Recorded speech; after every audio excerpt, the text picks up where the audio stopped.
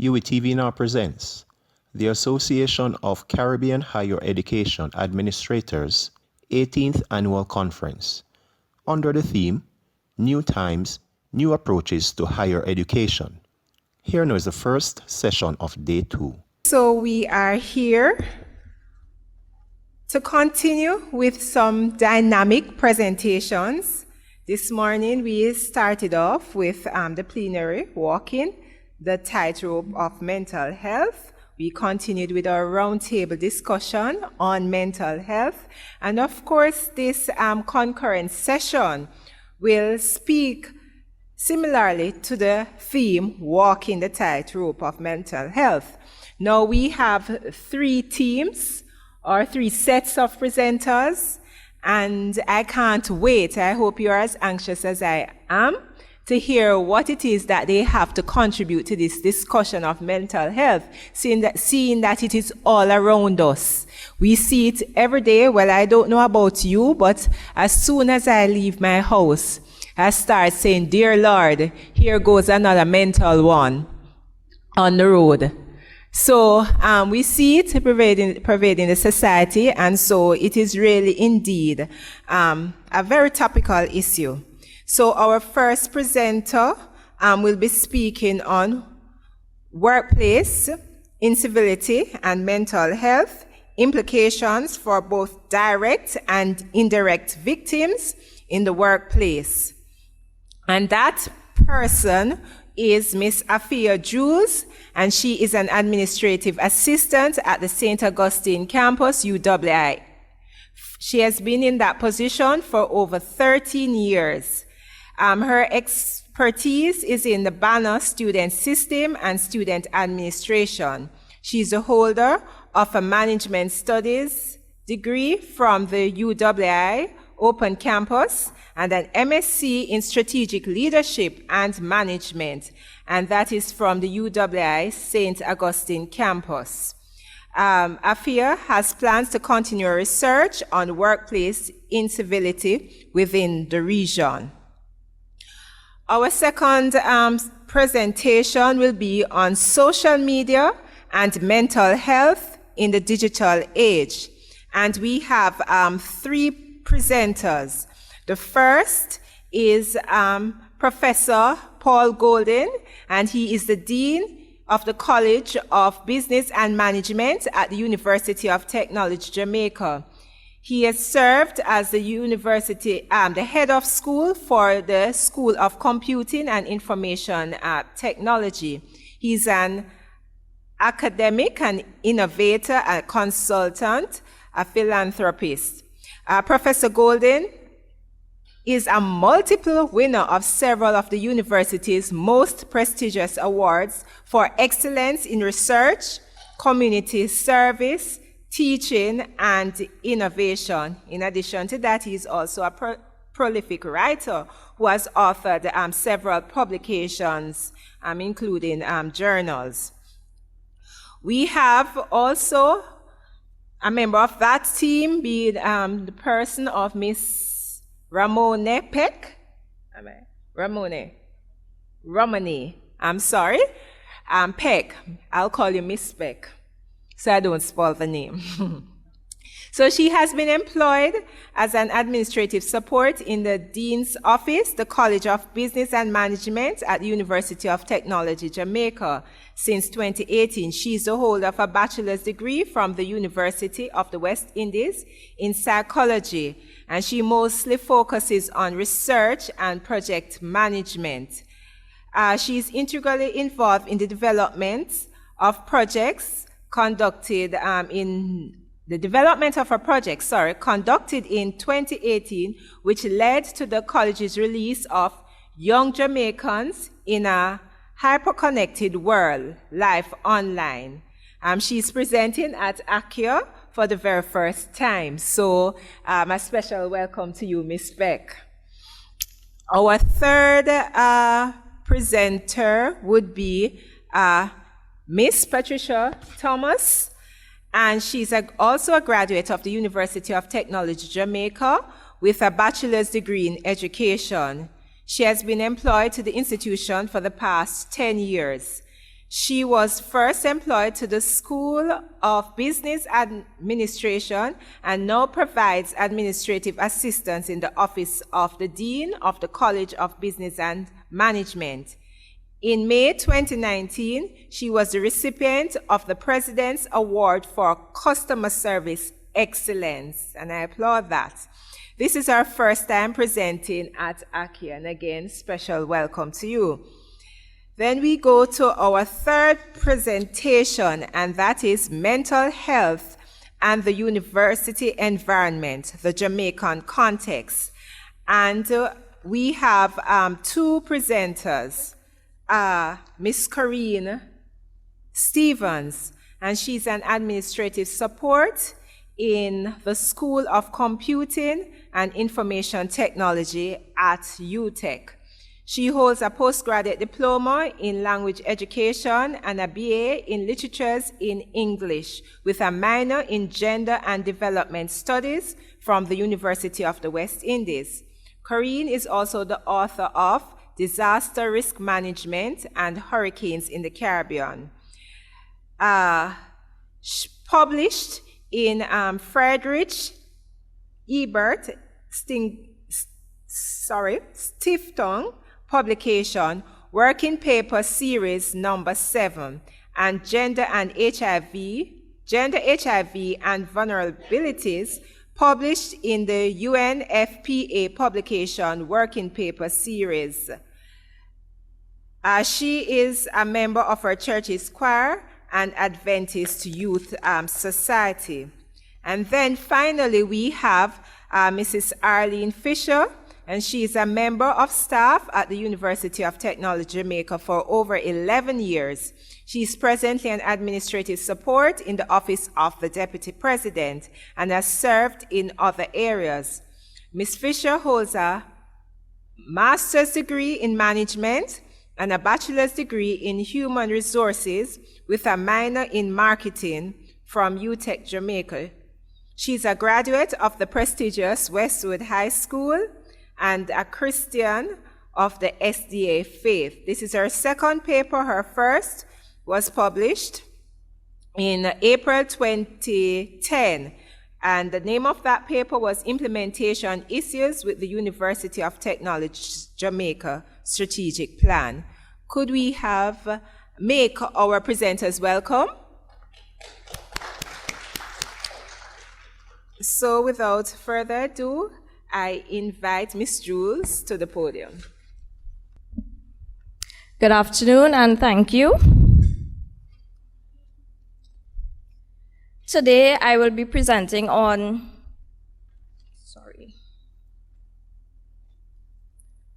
workplace incivility and mental health, impact on both direct and indirect victims. My interest is in workplace incivility, and I have done research on incivility at the St. Augustine campus. But also because I too have been a victim, a witness, and unfortunately a perpetrator of uncivil behavior at work. This is the reason why I'm doing research on it.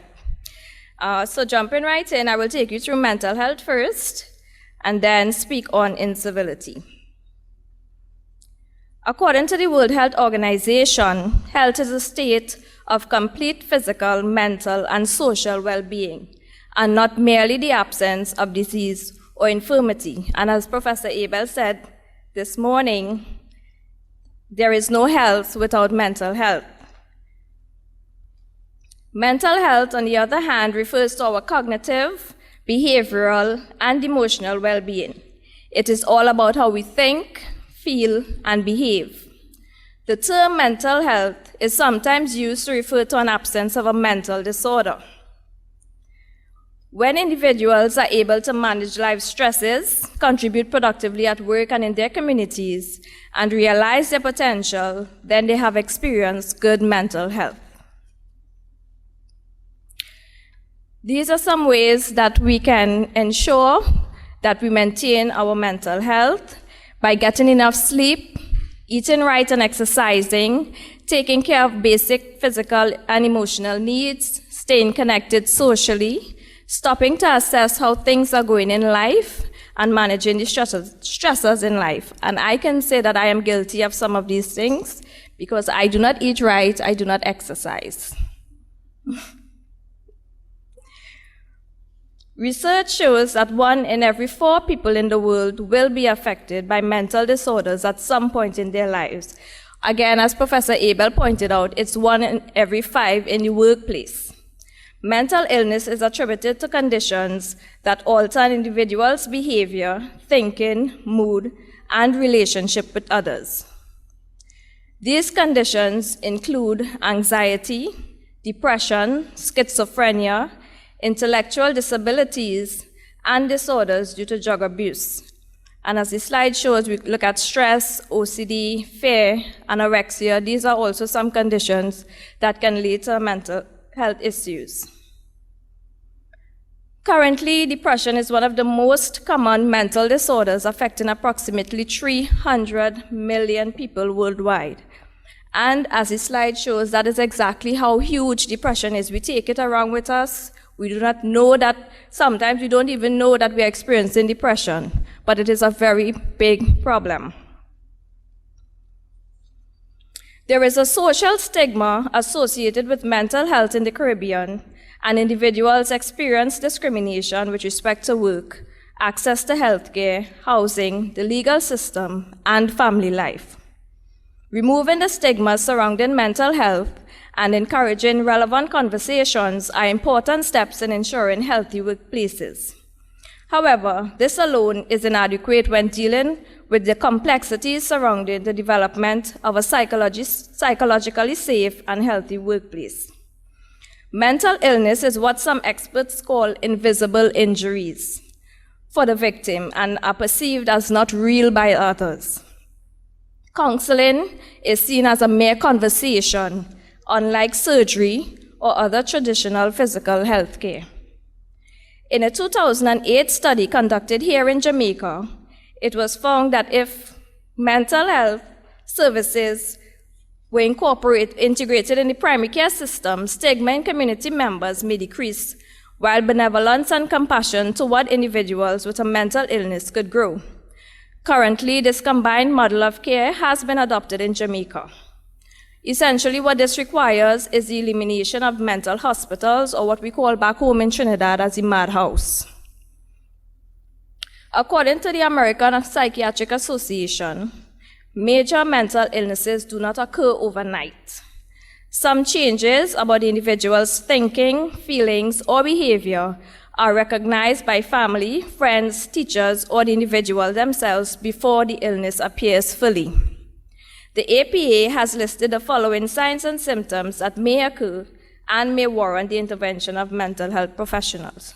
So we can see here mood changes, withdrawals, drop in functioning, problems thinking, apathy, illogical thinking, nervousness, unusual behavior.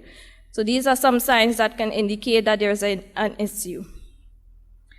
Notwithstanding these signs, there are effective ways to mitigate such disorders. These include psychosocial support, therapy, and medication. But this is where it gets tricky in terms of recognizing and referring. One of the core functions of higher education institutions is the provision of research and development, which provides the possibility to advance and assess new ways of preventing and treating mental disorders. The University of the West Indies was instrumental in the development of mental health policies and consultations within the region, and provides in-service training to health professionals in primary health care. However, higher education institutions should not be viewed only as an education vessel, but as a place where health and well-being can be promoted to staff, students, and the wider community. In looking at higher education, we should know that the well-being of staff is just as important as the well-being of students. However, we are frequently overlooked.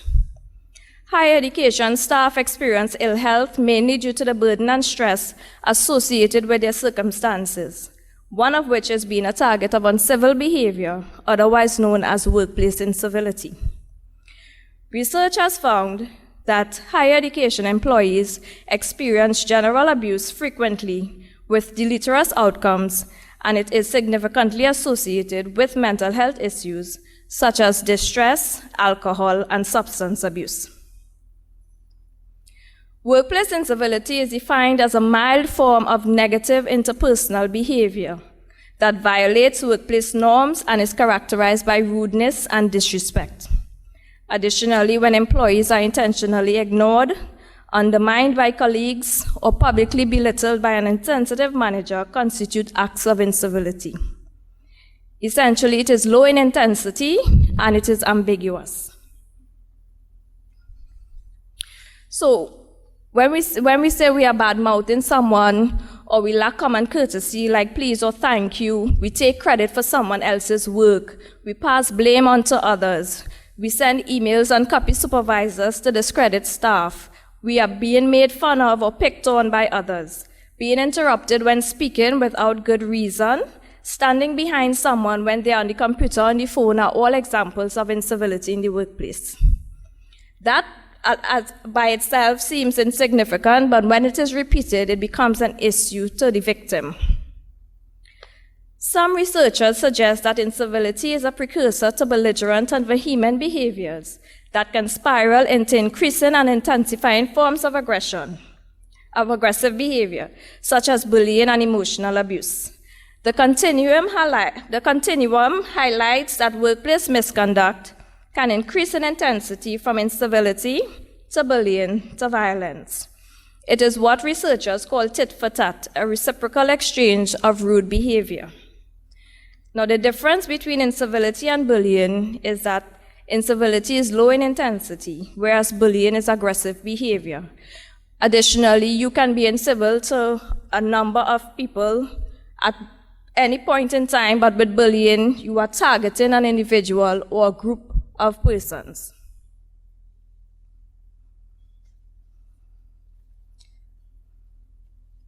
Information received from a higher education institution within the region showed that staff members utilizing an employee assistance program reported experiencing the following negative workplace behaviors that resulted in low productivity: bullying, harassment, humiliation, intimidation, victimization, verbal aggression, and discrimination.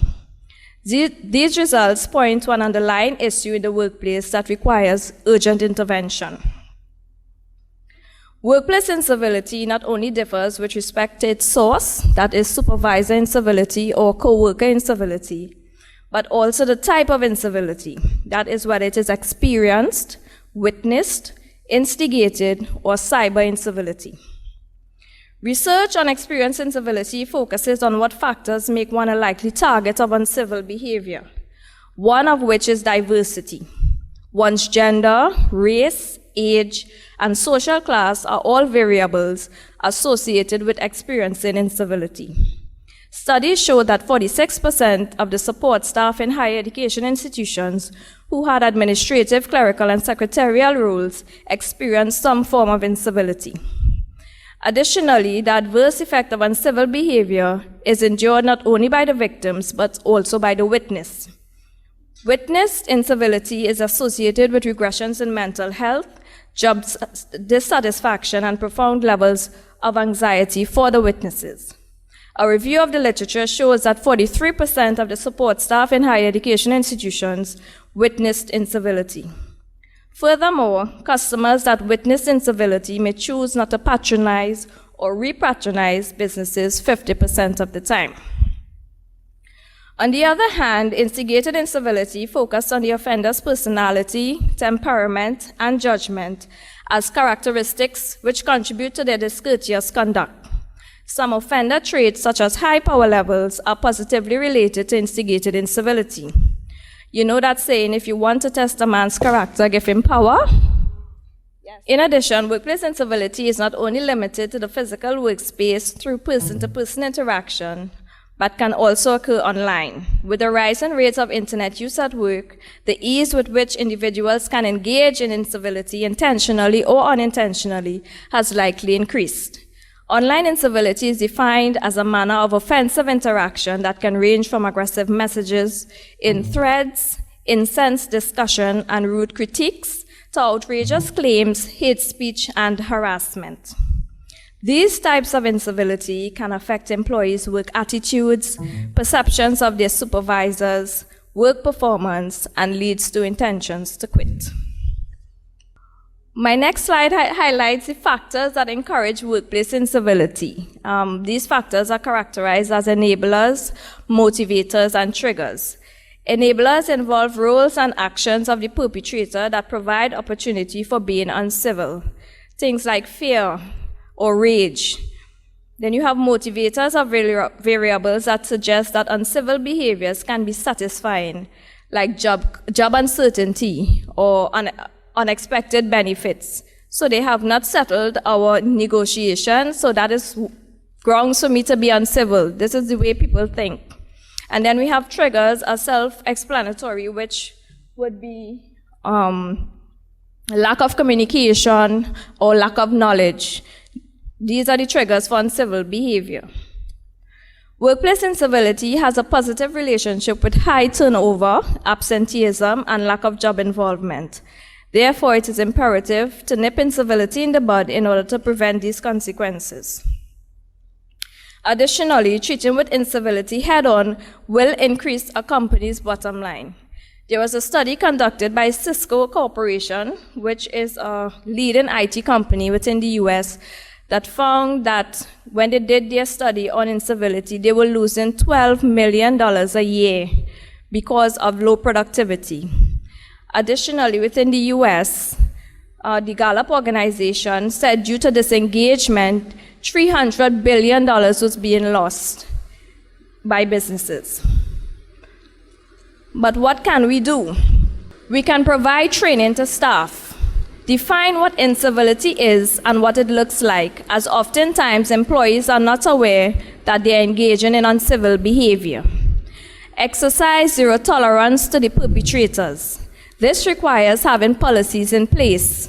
Although policies provide a shield, some HR practitioners prefer to safeguard the well-being of the institution while compromising employee health and safety. We can engage and encourage open and transparent communication to allow the targets to report acts of incivility. We can do self-checks to our own conduct in a bid to help nurture civility among staff and request feedback from staff on their behavior. With respect to mental illness, we can provide a supportive environment that promotes a sense of inclusion amongst members of the institution and the local community. And as we spoke about this morning, having support groups. We can introduce structural changes to reduce unnecessary stressors and increase support of both staff and students. We can provide transparency and coordination in the workings of the institution that impact on both staff and students. And additionally, we can provide clear and widely accessible information about the availability of resources and support. We need to build awareness. Workplace incivility occurs only if it is allowed to occur. The ignorance by management of the issues associated with workplace incivility spread these issues throughout the organization by way of omission. And if left unattended, the organization and the victim bears the cost. In closing, it should be noted that if an employee exhibits signs of having a mental health illness, it does not necessarily mean that it stemmed from within the workplace. It is therefore important for us to look out for one another and be each other's keeper so that we can help to identify troubled employees and point them in the right direction. Thank you. So may I invite our next team to come forward? The presenters are Paul Golding, Romane Peck, and Patricia Thomas. And we're looking at social media and mental health in the digital age.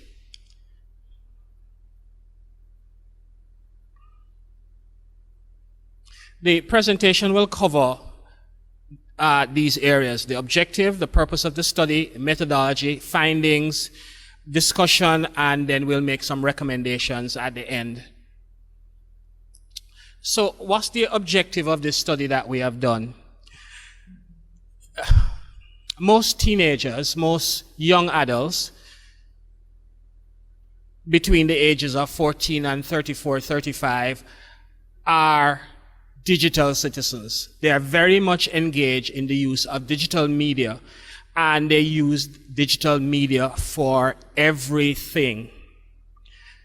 So what our study wanted to do was to investigate the extent to which digital media impacts the mental health of Generation Z, as we call them.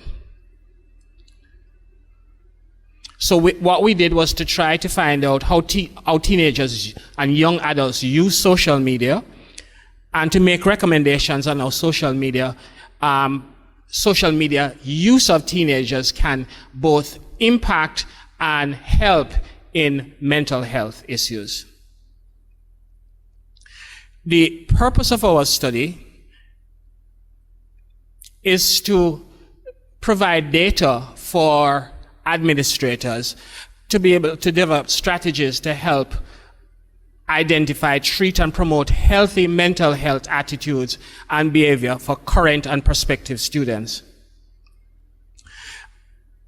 Just before I invite my colleague Patricia to come up and look at how we did this study, I just want to explain that our study was broken up in two parts. We looked at students who were not yet in the university, and then we also look at students who had just started and were involved in the university. So we looked at the entire pipeline of prospective students coming into the university and students that were in the university to determine what were the factors that could impact mental health. I'm now going to invite my colleague Patricia Thomas to explain the methodology that we use in this study. So the method that we used for this particular research was the mixed method. The instrument that we used, it was adopted from a 2013 Media Smart survey out of Canada. The College of Business and Management, we were given permission for its use, and so we modified the instrument culturally so that it would match what we have for our students. Additionally, we added questions to the survey, and this was from a 2011 Pew research out of the United States on teens' behavior and attitudes. In addition, we received information from the Ministry of Education 2016 annual school census, which represented the population of students. For the data collection, we randomly stratified our selection of schools, and this was from all 14 parishes in Jamaica, both urban and rural areas. The study was conducted in March to April 2018, and it was administered to 21 schools by teachers.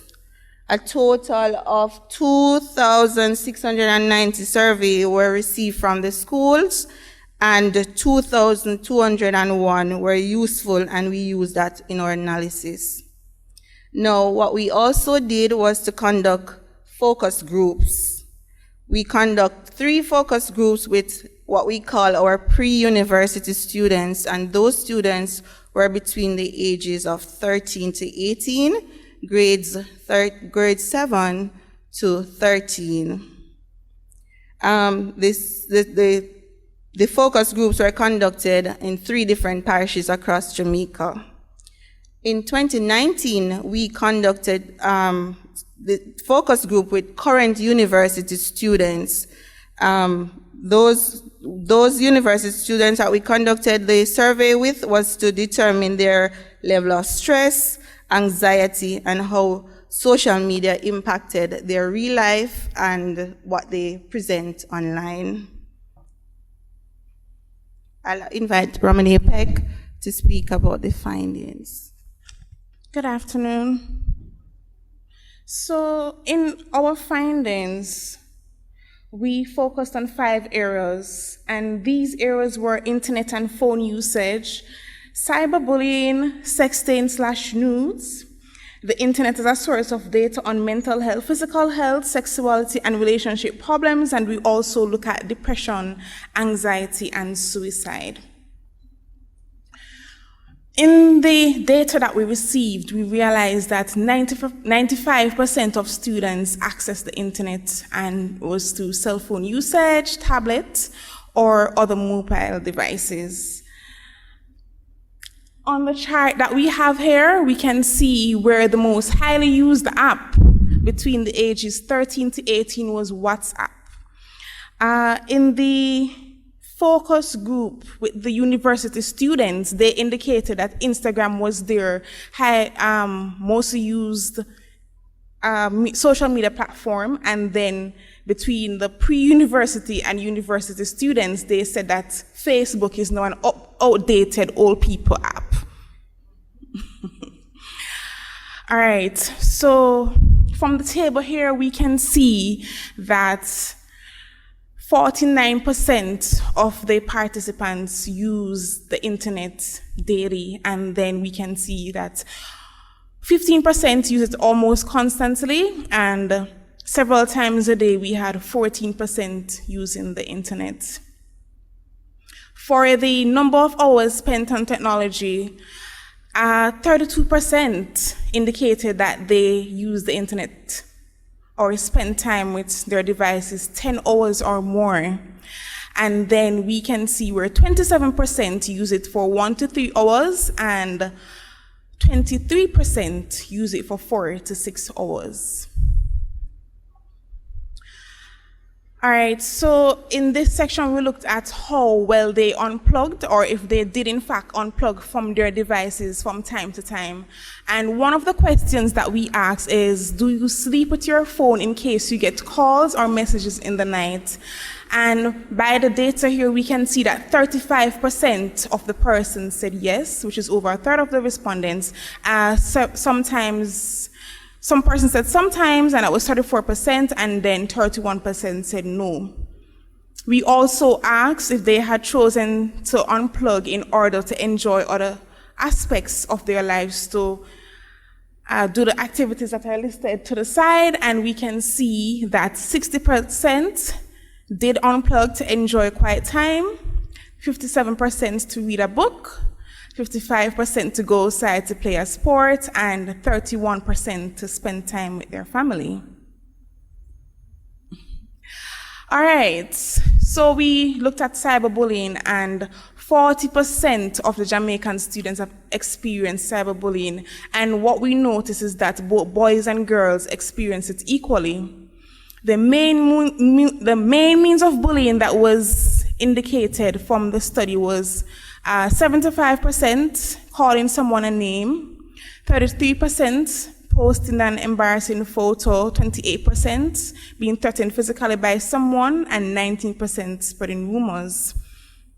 The students' response to cyberbullying was primarily non-confrontational, and we see that the techniques that were used were 60% where persons were blocking persons, 40% ignore the persons, and 35% would confront the person, which was a significant minority. The incidence of online threats that we see here, it's low, because 75% of students have never been threatened. And for those who have received threats, and that was 66% of the respondents, they don't take them seriously. If and when the students received threats, they were more likely to ask parents for help, which was 47%, ignore it, which was 34%, or ask a friend for help.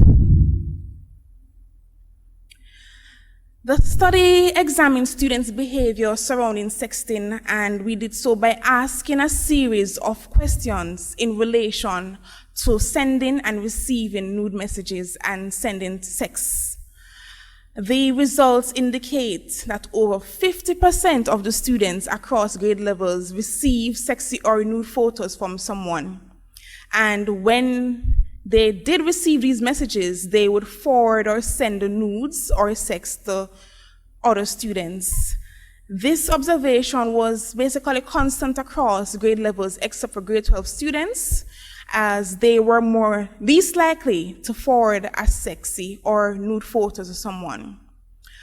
Girls were more likely to receive sexy or nude photos than boys, and boys are more likely to send nude photos of themselves.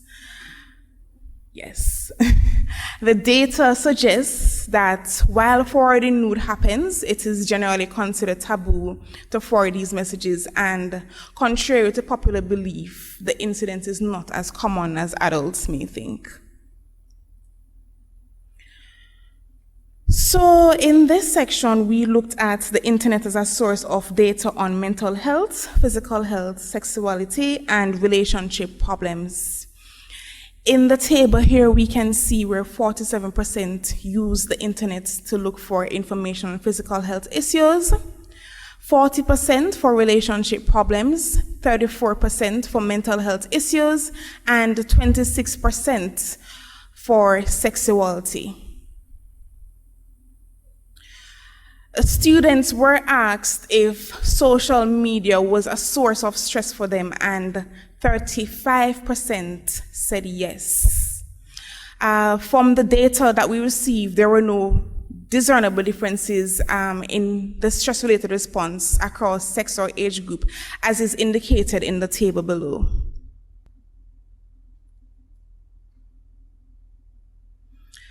So, we looked at the main source of depression, anxiety, and suicide. And here we can see that some of their main sources were treatment from parents and families, relationship issues with their partners, studying and balancing work, confusion on a number of issues, including sexuality, and financial constraints with having to finance their own education or having little to no support from their family. The focus group that we held with the university students, they revealed that 57% of them have contemplated suicide on a number of occasions. They even went as far as researching how they could carry out suicide and to do it peaceful and quick. I'll now invite Prof. Golden to come back and do the discussions. I'm going to deviate a little bit from what we have on the slide here. We only have 5 minutes left, and I want to just mention something. We as academics and administrators are receiving students into the universities, and we seem not to have any idea as to what is taking place with these students.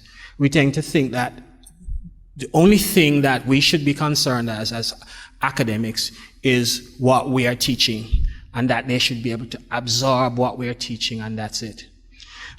These students come in with a huge level of complexity. In our focus groups, we found out a number of issues which, in addition to that, which we have seen about being online all the time and all of that, but persons are having serious problems with sexuality. They are having serious problems with cyber behavior, and because these are digital natives, everything takes place online. So if a relationship breaks up and you want to get back to somebody, chances are you may want to post a nude of the person. And the breakup also takes place online, and the revenge takes place online. So everything takes place online. We also realize that a huge factor in depression, especially in university students, has to do with financing and poverty.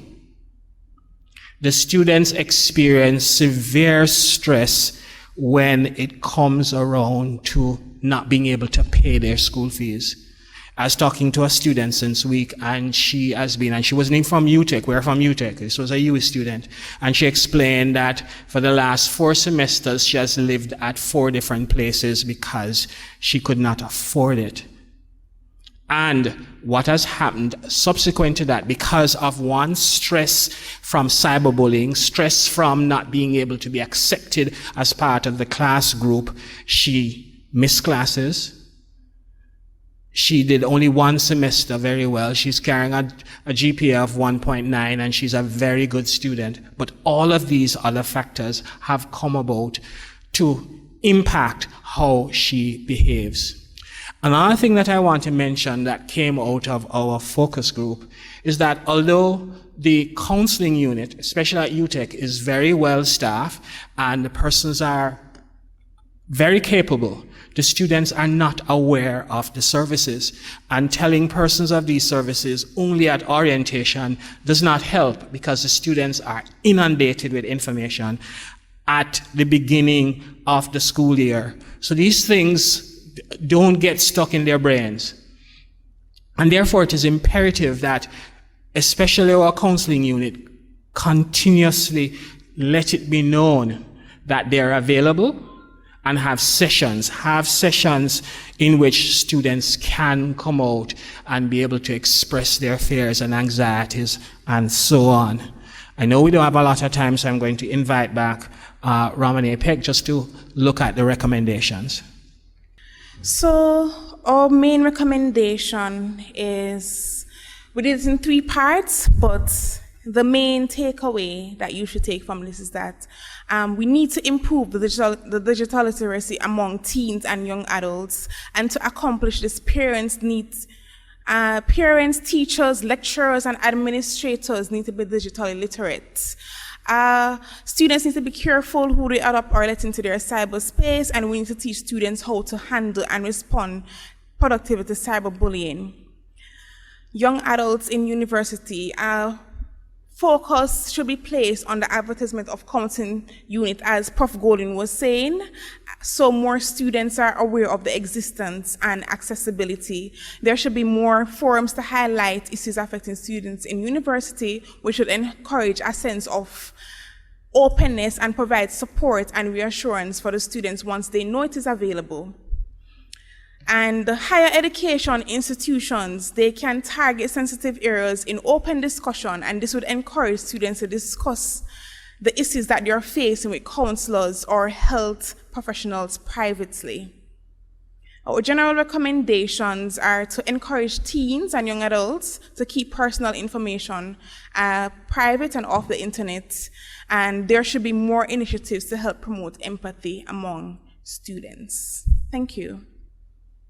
Okay, at this time, I will invite our last set of presenters to come forward for their presentation. Again, we are continuing with the topic. It's very current, very inspirational, very knowledgeable. We are seeing this in our different universities. It's all around, and we have to admit that it is the era and the time for us to be acquainted with this word. Mental health is very important for all of us.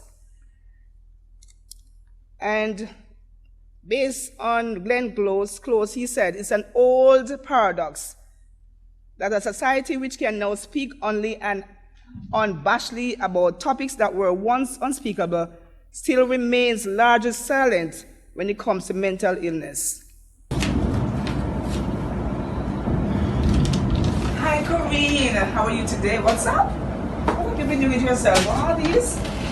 Hi, Arlene. I'm here, just under a lot of work, I'm just under a lot of pressure right now, I'm here, but it's just so much work. I have all of these scripts to mark. I taught 18 hours per week this semester, major project is coming up, and I have 2 groups supervising. It's just a lot. I'm just trying to just clear off all of this work. Well, I am so sorry to hear. I totally understand where you're coming from. I too have conference to attend. I have papers to mark, I have a lot of stuff to deal with, but truly, I am not allowing that to get to me. Are you taking the vitamins? Vitamins, Arlene, to be honest, I have not been taking anything at all. I'm just trying to get this over with as soon as possible. I haven't been taking, I haven't even stopped to eat lunch or anything. I'm just trying to get this over with. No, I'm sorry to hear. You can't continue like that. Corinne, you have to put a balance on it because it will tear you down. You need to make sure that you're eating properly and on time.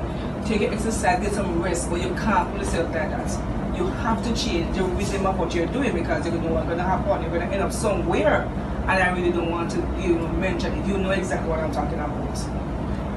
Well, that's true, I know I need to be resting and taking vitamins and all of that, but sometimes when the work gets so pressuring, you're not even really thinking about it. But I'm really feeling low now and like I'm shutting down, so I'm going to stop and get a little rest, and then I'll come back and finish. You know, it's very important that we pause sometimes and just revitalize and come again. So I'm going to take your advice. Happy you are going to do that. Congratulations. So that was just a brief dialogue to show some of the conditions that we experience in the university environment. Can anyone relate?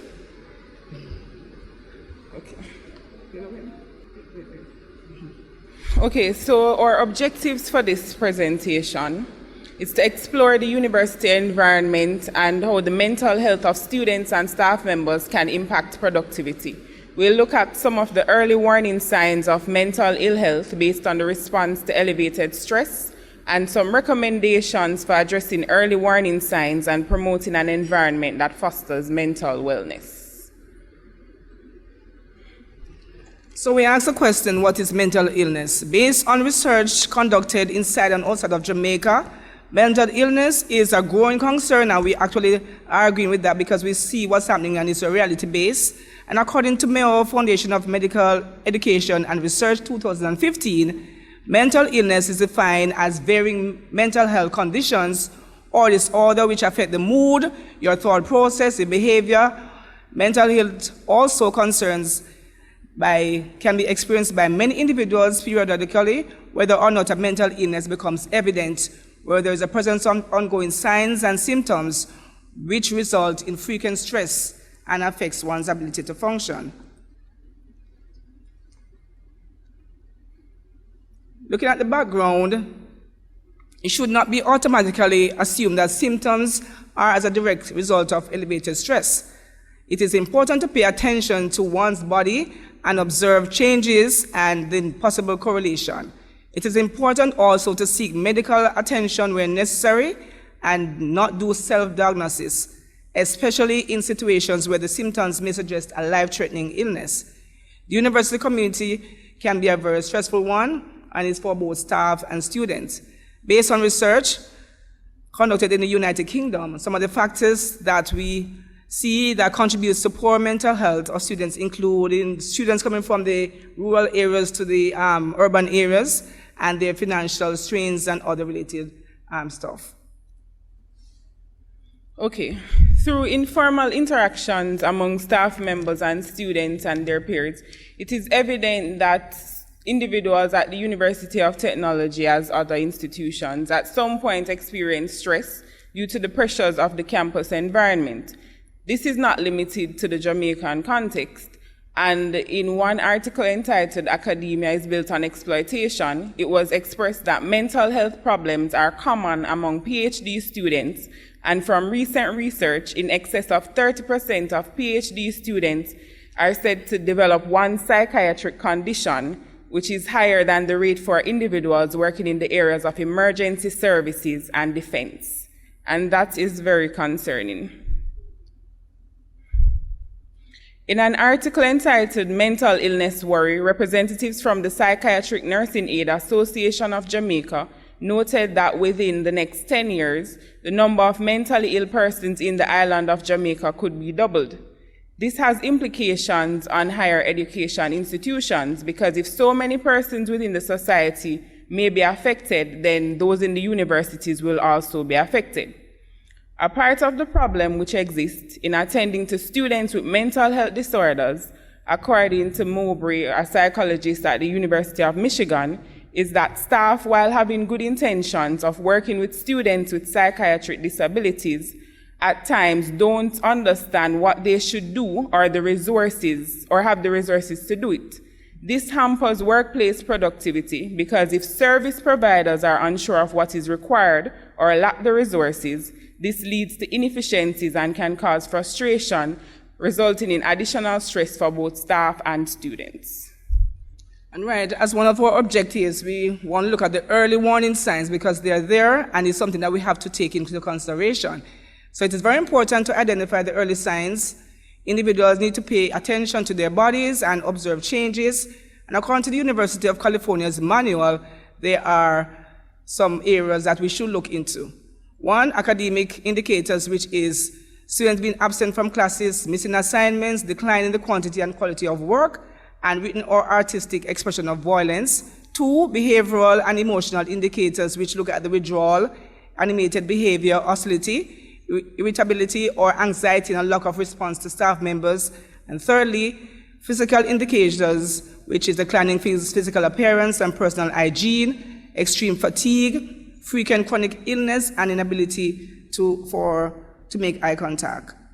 And severity risk indicators, which is dealing with the written or verbal statements, which indicate death or despair. So look for those persons who will say, I'm going to kill myself, or actually have been writing them on something. Physical or verbal aggression towards self, towards animals, others, and or property. Unresponsiveness to external environment, situation that cause others to feel threatened. And one key importance is that evidence of this has been seen and observed on our UTech campus, where students have threatened to pose harm to property and others. And even recently, there was an example of someone who wanted to kill themselves. So it's very current, and we should observe these. Mental illnesses that are common on university campuses. Mental illness is a matter of serious concern on college campuses, and some of the common mental illnesses noted on college campuses in the US are addiction and substance use disorders, bipolar disorder, self-injury, attention deficit hyperactivity disorder or ADHD, eating disorders, sleeping problems and sleep disorders, anxiety disorders, depression and suicide, schizophrenia. Now, some of the factors that contribute to elevated stress among students and staff include transitioning from the high school level to university life, challenges in meeting assignment deadlines, having multiple assignments due at the same time can pose a challenge for students, fatigue, stressful situations and anxiety, and an inability to fulfill the demands of the job or the courses that they're doing. As we look at the importance of identifying these symptoms, we have a few highlighted areas. Identify even the early symptoms of elevated stress and mental health will allow administrators to better serve students, assist their peers, and ensure their own mental wellness. This will also allow them to encourage students and staff to seek help and provide referral for medical assistance and counseling where necessary. To identify the early symptoms can reduce the incidence of major medical problems. If persons are able to identify symptoms of elevated stress and take early action, it can limit the occurrence of mental illness in some instances. Furthermore, early detection can save individuals time and money. If students and staff members are able to identify the signs early and take action, where they'll seek help and reduce the stress, it will minimize the need for spending extra time in the university. Because sometimes these persons who are affected will, instead of them completed in 4 years, they might go 6 and beyond. Most importantly, we want to save the life of our students. They are important to us. Looking at the Jamaican context, a study conducted at UTech Jamaica by Henry et al. 2019 revealed that those students who abstained from alcohol and those who were light drinkers had significantly better GPAs than those who consume alcohol frequently. Similarly, those students who frequently use marijuana also saw the negative impacts on their GPAs. No doubt there are serious implications for staff and students resulting from substance and alcohol abuse at times plays out in acts of aggression towards staff members and other students. Furthermore, some members of staff may also become substance abusers, and this has an effect on judgment and relationships in general, ultimately affecting workplace productivity. Some of the reasons students may engage in substance or alcohol abuse are to fit in with peers, to relax or remove themselves from their realities for a period that can come through by financial situation, difficult classes, home problems, etc., and just out of curiosity. In the study that was conducted by Henry et al., it was also noted that students who had eating disorders had GPAs which were remarkably lower.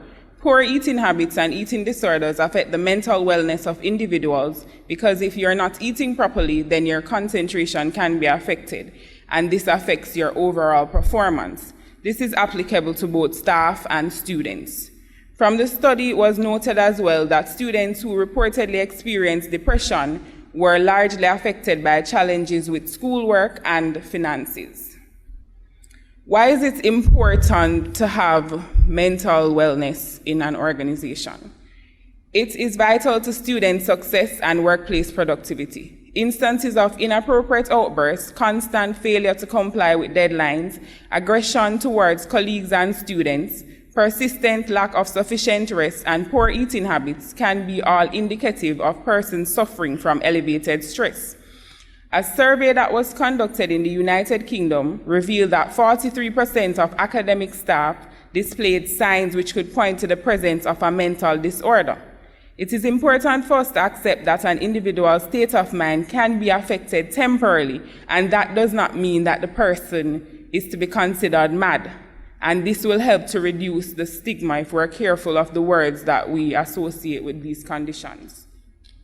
Just continuing, this is concerning as almost twice the figure of the population may be ignorant to the fact that they are displaying early signs of mental illness. I think many of us can talk about that.